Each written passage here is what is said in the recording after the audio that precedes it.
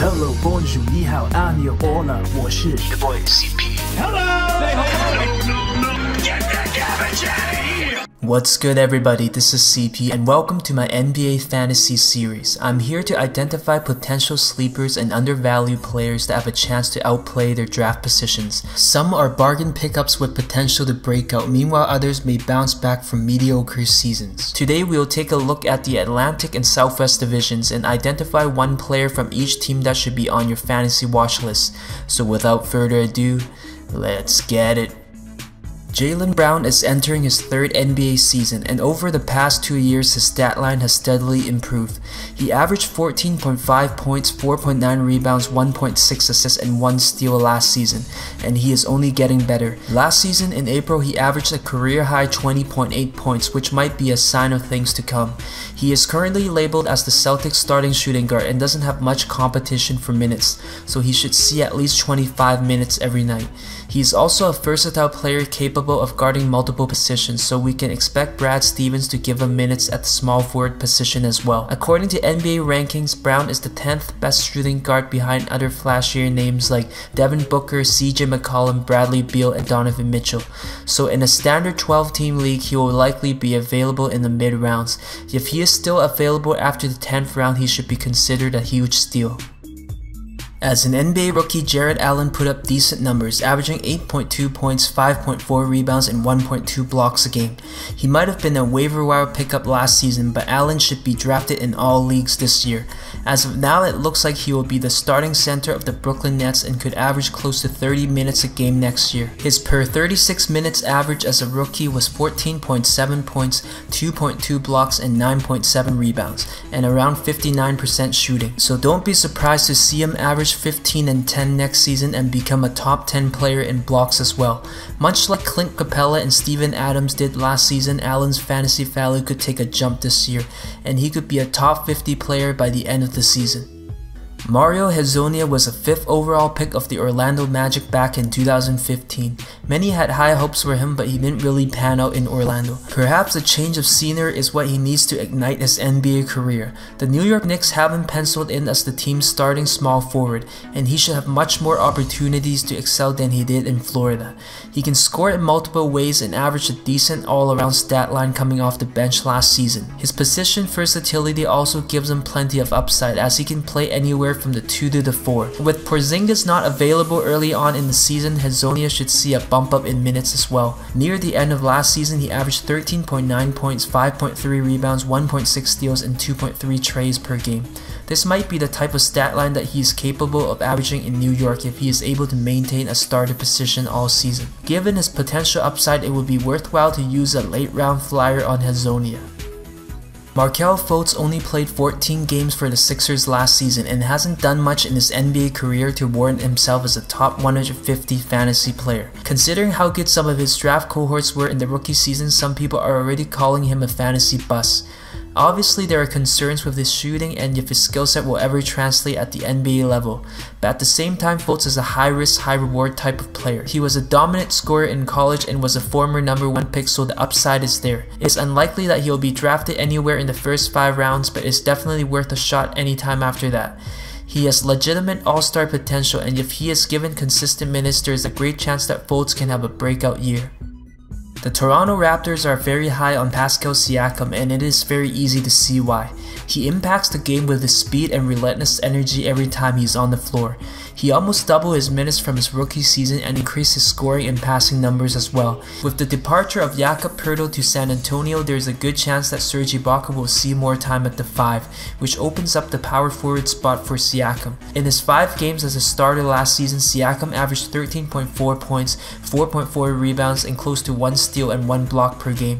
As his minutes increase, he should set new career highs for his defensive stats as well. Don't be surprised to see him as the Raptors' starting power forward by the end of the season. Overall, Siakam is likely going to be a late pick or a waiver wire pickup early on in the season, but he has plenty of potential to outplay his draft position and might be one of the biggest sleepers at the power forward position. Taking a rookie in an NBA fantasy draft is always a gamble, but if you had to take one, Luka Doncic might be worth the risk this year.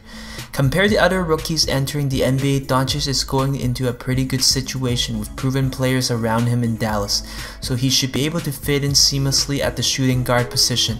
Doncic has been a pro for the past few years, and many feel he is the most NBA-ready player of his draft class. It is still early, but many analysts have already named him as the early favorite to win the Rookie of the Year. Listed at 6'6" and 218 pounds, he can cover 3 positions. He is also a great ball handler and has excellent passing abilities. With the size, skill set, and NBA readiness, I think a 15-5 and 5 stat line is attainable for him as an NBA rookie. However, we should be aware about the hype, as many managers may reach for him early on draft day. In some 12-team leagues, I can see him go as early as the 5th round, which is a bit high in my opinion. Ideally, you would get better value if you're able to find him in the 7th to 8th round. There isn't many undervalued players on the Houston Rockets, as they have very well defined roles for each player. It looks like Chris Paul and James Harden will be handling the ball 99% of the time. Meanwhile, players like Clint Capella, Eric Gordon, PJ Tucker, and Ryan Anderson have set minutes in the rotation.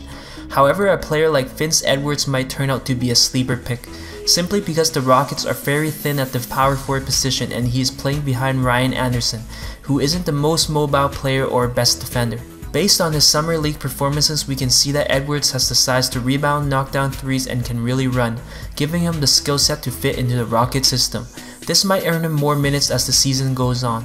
In most standard leagues, Edwards will likely go undrafted, so if you need a versatile forward, consider using a late pick or a waiver wire pickup on the rookie. The Memphis Grizzlies had a horrible season last year, but Dillon Brooks was one of the rare bright spots on the team. As a rookie, he was able to work his way into the rotation and increase his offensive production month after month until the end of the season. Brooks also ended the season on a high note, putting up a career-high 36 points. At only 22 years old, the Grizzlies will likely give him plenty of opportunities to succeed. He has already shown that he can score, and with Tyreke Evans gone, they will likely expect more from Brooks offensively. Brooks should see at least 20 minutes every night and possibly even more, given that the Grizzlies have very few offensively reliable players in their lineup. Overall, he is a very solid late-round pickup if you need someone who has potential to score and contribute in other offensive stats across the board. Alfred Payne will be heading into his 6th NBA season and playing for his 3rd NBA team. Over the summer, he signed a 1-year deal with the New Orleans Pelicans, and this might be the year where he finally breaks out as a fantasy player. Not only does he have plenty to prove, but Payne is playing with the most talented squad he has ever played with in his NBA career. He averaged 12.7 points, 4.3 rebounds, and 6.2 assists on the very bad Orlando Magic and Phoenix Suns team last season. Playing with an elite player like Anthony Davis and a reliable scorer like Jrue Holiday should only increase his assist numbers. At the same time, Davis will draw a lot of double teams, making Payton the benefactor of a lot of open shots, something he never had in Orlando. It is also important to mention that Payton is one of those rare point guards that can average 5 rebounds per game. So in deeper leagues, he might be a point guard you should target if you miss out on the top tier ones early on. The San Antonio Spurs have a few breakout candidates, including DeJounte Murray and Derek White, but I'm gonna go off the board and say that Jakob Poeltl will have a breakout season. Poeltl was part of the blockbuster deal that sent Kawhi Leonard to Toronto and DeMar DeRozan to San Antonio, but he might turn out to be a high-impact player for the Spurs this season. If you look at the Spurs depth chart, the only player in Poeltl's way of starting minutes is Pau Gasol, and he's 38 and in the twilight of his career. It looks like San Antonio is trying to transition into a new core with DeJounte Murray as the starting point guard, and perhaps giving a player like Jakob Poeltl a chance to develop into a starter as early as next season. Poeltl averaged 15.8 minutes in his first 2 seasons in the NBA, but expect those numbers to go up. If he gets around 20 minutes a night, one can expect Poeltl to set new career highs across the board. He is probably not on anyone's radar on draft day, but if you need a big man with upside to play starting minutes by the end of the year, you can't go wrong with using a late pick on Poeltl. So that's a look at 10 players who can potentially have a breakout year, be a late round steal or a bargain pickup that could help your fantasy team win next season. Do you agree with this list? Let me know in the comments section below, and I'll see everybody next time.